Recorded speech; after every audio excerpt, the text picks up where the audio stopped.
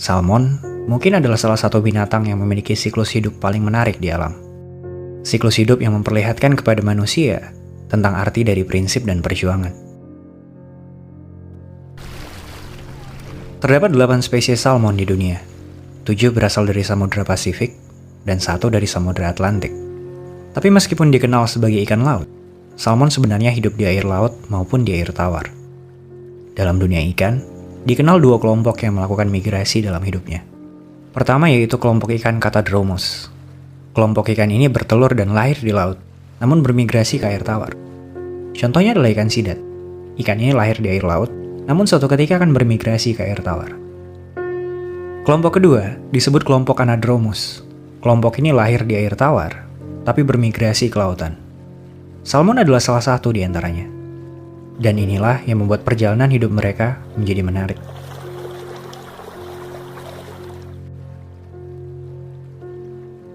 Di alam liar, panjang salmon bisa mencapai 75 cm dengan berat 6 kg, tergantung pada spesiesnya.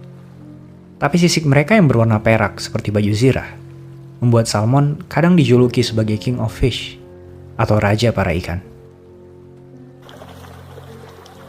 Siklus hidup salmon bermula di perairan tawar, tepatnya di hulu sungai.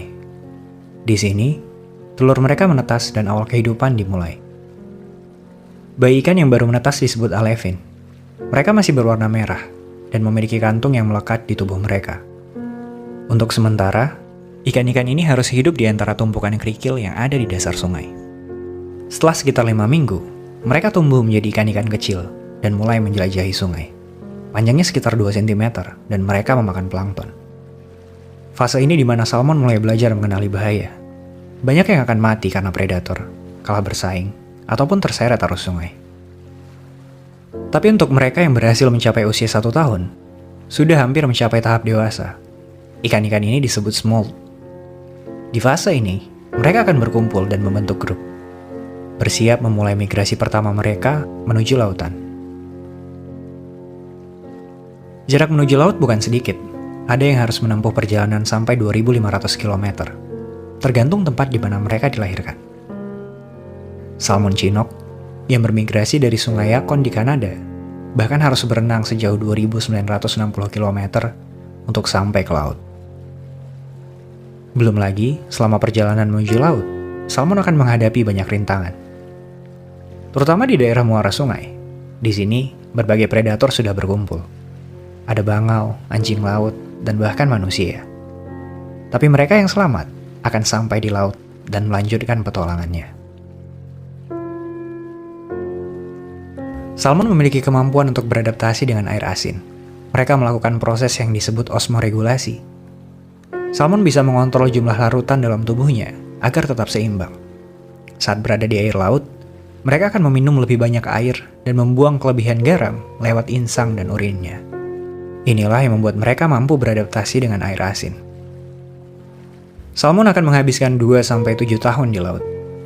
Setelah itu, tibalah masa mereka bereproduksi. Untuk kedua kali dalam hidupnya, salmon akan berkumpul kembali untuk migrasi. Tapi migrasi kali ini berbeda dengan sebelumnya. Migrasi kali ini untuk bertelur. Salmon hanya bisa bertelur di air tawar. Karena itu, mereka harus kembali ke sungai. Dan uniknya, salmon-salmon ini akan bertelur ke tempat yang sama, sungai tempat di mana mereka dilahirkan. Masih menjadi misteri bagaimana salmon bisa memiliki memori tentang tempat kelahiran mereka setelah menghabiskan bertahun-tahun di laut. Pada musim gugur, antara bulan September sampai November, merupakan waktu yang tepat bagi salmon untuk bermigrasi. Tidak peduli berapa ribu kilometer ikan-ikan ini menjelajah samudra, dengan instingnya, salmon akan menemukan muara sungai tempat mereka pertama datang dulu. Dari situ, ikan-ikan ini mulai berenang ke atas, melawan arus sungai. Salmon berenang yang hebat. Mereka bisa berenang melawan arus sungai sampai 50 km selama sehari. Tapi migrasi ribuan kilometer ini akan memakan waktu sampai berminggu-minggu.